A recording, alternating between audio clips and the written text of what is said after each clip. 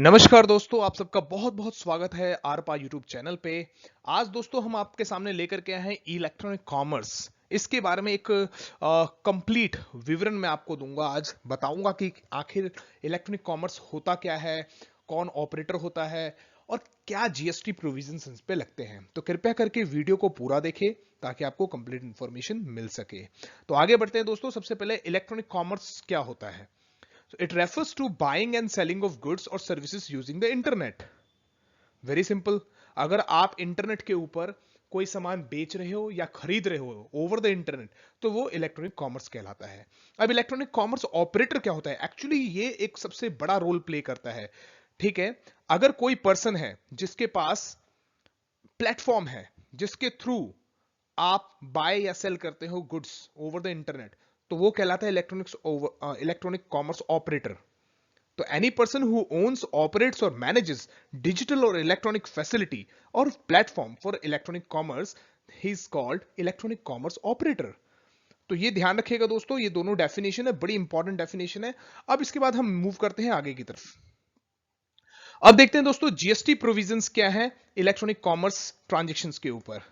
तो दोस्तों सबसे पहले सेक्शन है दोस्तों 9 सबसेक्शन 5 सीजीएसटी एक्ट, जो कि कहता यह है कि notified services CGST shall be collected from e commerce operator having place of business in India, but where e commerce operator has no place of business in India, in that case they need to set up a place of business in India or to appoint any person or as agent। अगर दोस्तों simple शब्दों में कहूं तो section 9 subsection 5 CGST act का ये clearly कहता है कि नोटिफाइड सर्विसेज जो भी इलेक्ट्रॉनिक कॉमर्स ऑपरेटर के थ्रू प्रोवाइड करी जाएंगी, चाहे उसका प्लेस ऑफ बिजनेस इंडिया में हो चाहे ना हो, उस पे जीएसटी सीजीएसटी कलेक्ट किया जाएगा ई कॉमर्स ऑपरेटर से, यानी ई कॉमर्स ऑपरेटर की लाइबिलिटी होगी। तो ये चीज आप ध्यान रखिएगा। लेकिन दोस्तों अभी हम डिटेल में इन प्रोविजंस के अंदर चलते हैं। तो दोस्तों सबसे पहले हम बात करते हैं कि वो नोटिफाइड सर्विसेज क्या है और उनके प्रोविजंस क्या है सीजीएसटी के, तो दोस्तों या जीएसटी के। तो यहां पर नोटिफाइड सर्विसेज की अगर हम बात करते हैं तो सबसे पहले आता है दोस्तों होटल एकोमोडेशन सर्विसेज। जी हां, और दूसरी सर्विसेज है पैसेंजर ट्रांसपोर्टेशन सर्विसेज। तीसरी सर्विस है दोस्तों मिसलेनियस यूटिलिटीज। अब आपके भी मन में इच्छा हो रही होगी दोस्तों कि आखिर ये सर्विसेज क्या है और इन पर जीएसटी प्रोविजन कैसे लगेगा। तो सेक्शन 9 सबसेक्शन 5 क्लियरली इस चीज को मेंशन करता है। तो आइए देखते हैं। सबसे पहले होटल एकोमोडेशन सर्विस की बात करते हैं दोस्तों।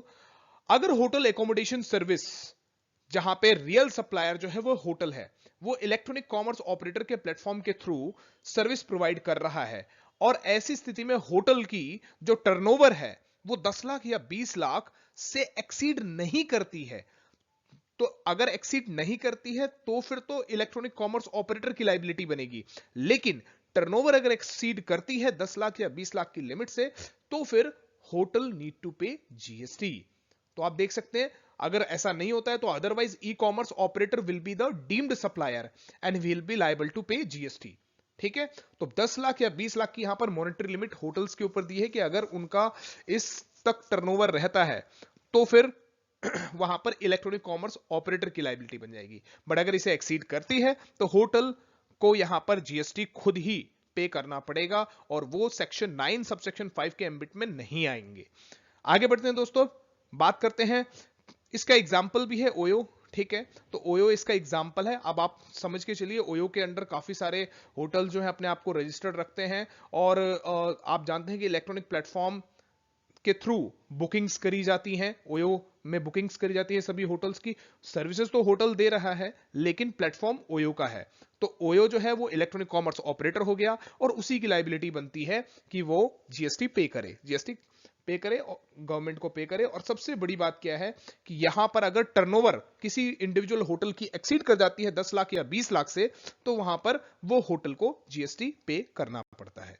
ठीक है दोस्तों, आई होप कि ये होटल एकोमोडेशन आपको क्लियरली बहुत अच्छे से समझ में आ गया होगा। इसके बाद बात करते हैं दोस्तों अगली सर्विस पैसेंजर ट्रांसपोर्टेशन सर्विस की। जी हां, इसमें भी थोड़ा सा डिफरेंस है पैसेंजर ट्रांसपोर्टेशन सर्विसेज में। यहां पर ई कॉमर्स ऑपरेटर जो है वो हमेशा के लिए डीम्ड सप्लायर ऑफ सर्विस रहेगा और हमेशा जीएसटी की लाइबिलिटी भी उसी के ऊपर रहेगी। यहां पर कोई लिमिट नहीं है दोस्तों, टर्नओवर लिमिट नहीं है यहां पर हमेशा।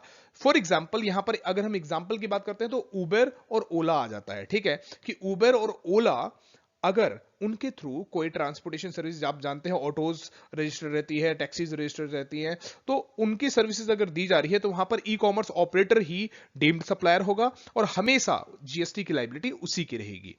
अब चलते हैं दोस्तों तीसरी सर्विस की तरफ, जो कि है मिसलेनियस यूटिलिटीज। मिसलेनियस यूटिलिटीज बड़ी ही इंटरेस्टिंग है दोस्तों। इसके अंदर कई सारे प्लम्बिंग वर्क और एटसेट्रा एटसेट्रा कई सारे प्लेटफॉर्म डेवलप करते हैं, उसके थ्रू सर्विसेज प्रोवाइड करते हैं, जैसे अर्बन क्लैप हो गया। तो आइए बात करते हैं क्या है यहां पर जो रियल सप्लायर है सर्विसेज का, जैसे प्लम्बर हो गया, ड्राई क्लीनर हो गया, अगर उनकी टर्नओवर एक्सीड करती है 10 लाख या 20 लाख से तो फिर वो पे करेंगे, जैसा कि अभी हमने पढ़ा था होटल एकोमोडेशन में। तो वैसे ही यहां पर भी है, अगर 10 लाख या 20 लाख की लिमिट से उनकी टर्नओवर एक्सीड करती है प्लम्बर की, ड्राई क्लीनर की, तो यहां पर वो लोग जीएसटी खुद ही पे करेंगे। और अगर एक्सीड नहीं करती है तो इलेक्ट्रॉनिक कॉमर्स ऑपरेटर जो है वो पे करेगा और उसकी ही लाइबिलिटी होगी। यहां पर एग्जांपल जो है अपना अर्बन क्लैप है, आप जानते हैं उनके थ्रू आप कई सारी सर्विसेज ले लेते हैं। तो दोस्तों ये हमारी आज की वीडियो है, तो कृपया करके वीडियो को लाइक कर दीजिए, सब्सक्राइब कर दीजिए और जितने लोगों तक आप इसको शेयर कर सकते हैं जरूर करिए। धन्यवाद।